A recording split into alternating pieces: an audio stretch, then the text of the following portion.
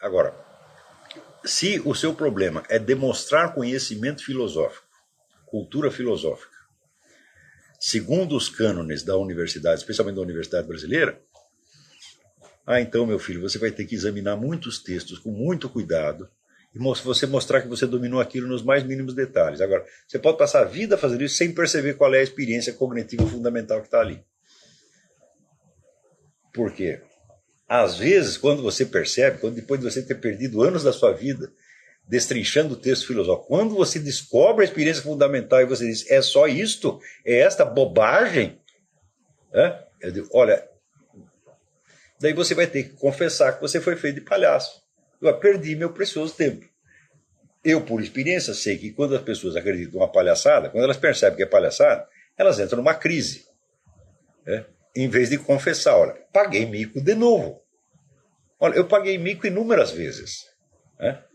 Eu passei por inúmeras experiências desse tipo, não só com autores, mas entrando em grupos, em organizações, etc, etc. Só que esta é a segunda parte da pergunta que o nosso aluno Fábio tinha feito aqui. E em cada uma dessas ocasiões, eu entrava com a seguinte disposição, e é como você deve entrar no estudo de qualquer autor filosófico, ou no estudo de qualquer escola filosófica, ou escola mística, ou seja lá o que for.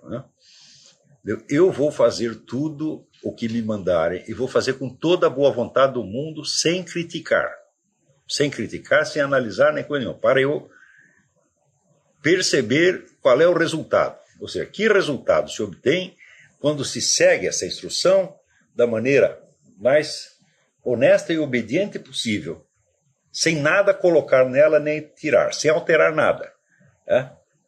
Então, foi assim que eu li vários filósofos, seguindo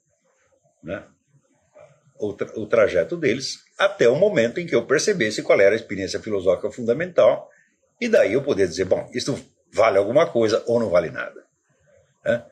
Do mesmo modo, por exemplo, quando eu entrei no grupo gurdjieffiano, me submeti a todas aquelas práticas horrorosas do Gurdjieff, aquelas disciplinas, fiz tudo aquilo, sabe, de bom coração, sem nada afirmar nem negar. Entrei com um verdadeiro espírito experimental. Tá certo? Agora, você não pode entrar com o espírito experimental crítico, analisando cada coisa. Você não pode fazer isso, porque senão você não tem experiência. Você tem uma barreira intelectual que te impede de participar da experiência. Agora, esta participação, vamos dizer, sincera, sem adesão total, nem repulsa, é uma coisa que é difícil de fazer. E eu vejo que eu não conheço ninguém que tenha feito isso. Quando as pessoas entram, sei lá, no Partido Comunista, num grupo gurdjieffiano, na escola teosófica, tá certo? no Seishonoye, ou qualquer coisa assim, ou elas entram com espírito crítico, ou entram de todo o coração crendo naquilo. Ora,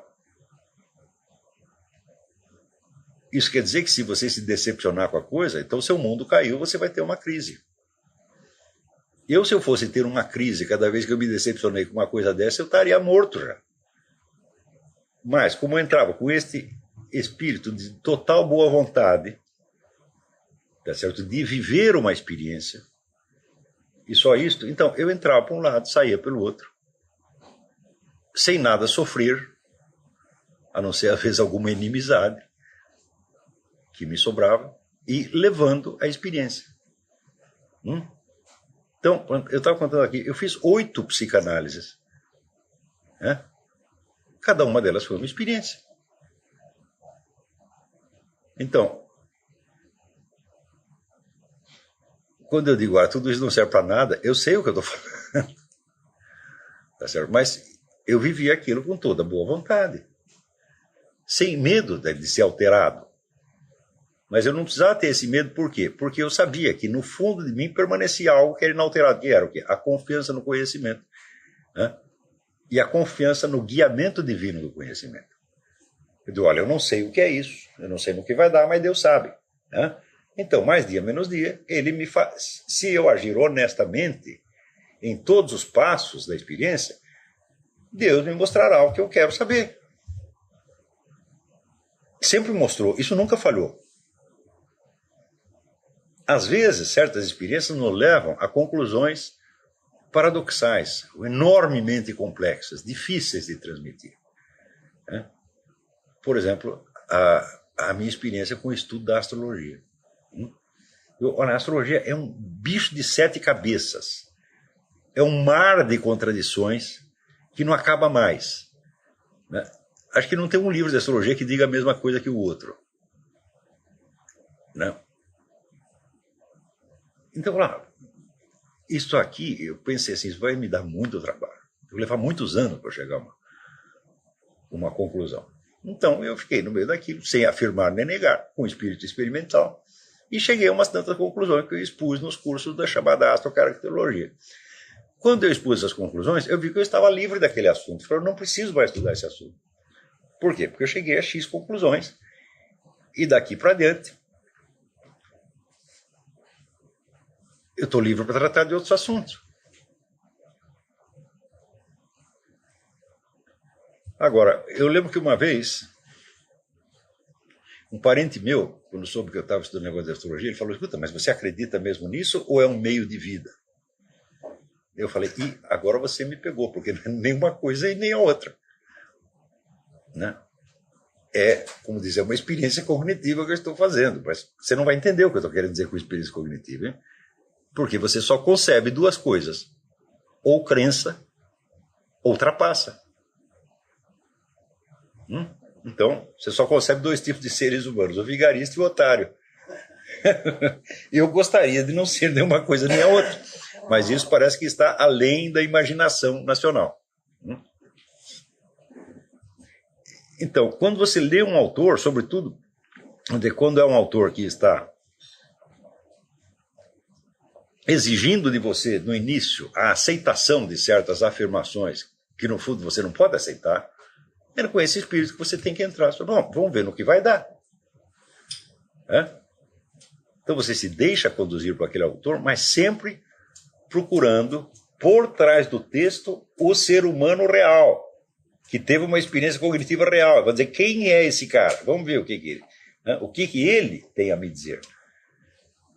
E quando você vai ver, às vezes, por trás de um conjunto de construções, né, lógicas enormemente complicadas, a experiência cognitiva é de uma pobreza assim, patética.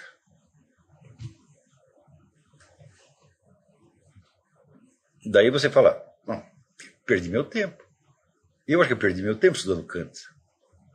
Uns 3 ou 4 anos nisso, girando em torno de não sabia como sair. Descartes foi mais rápido. Descartes, logo na primeira, eu já percebi. Quando ele diz que o cogito não é um raciocínio que ele fez, mas experiências cognitivas que ele viveu, eu digo, não é não. A experiência cognitiva, tal como você está descrevendo, não pode ser vivida. Ela não pode acontecer. A sua experiência cognitiva foi outra. E você está escondendo a sua verdadeira experiência cognitiva por trás dessa. A experiência cognitiva dele, que eu descrevi na segunda parte do Descartes e a Psicologia da Dúvida, né, foi uma experiência terrorífica de confronto com o demônio. Esta foi a verdadeira experiência que ele teve. Né? E ele, então, disfarça, querendo dizer que foi uma experiência científica que ele fez, que não foi.